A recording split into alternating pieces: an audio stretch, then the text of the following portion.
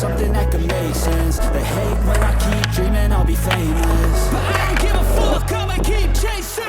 I got all this potential that's deep inside of me, but they hate when you're successful cause they try to be. They sit there being judgmental because you're trying things, and they just want you to settle and do the right thing. So get a good job, don't slack off. Wake up every morning, make a good impression on your boss. Don't do anything that I wouldn't do, and when you're making money, make sure you don't spend it too soon.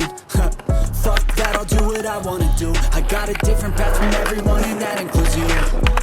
Who are you to tell me how to live life? In these times it feels like nobody's right, yeah. So I'ma figure out what else will succeed, and then invest all of my time into that and proceed. I need whatever the hell can make me happy, and I don't think you have a clue what could that be. They tell me that I'm never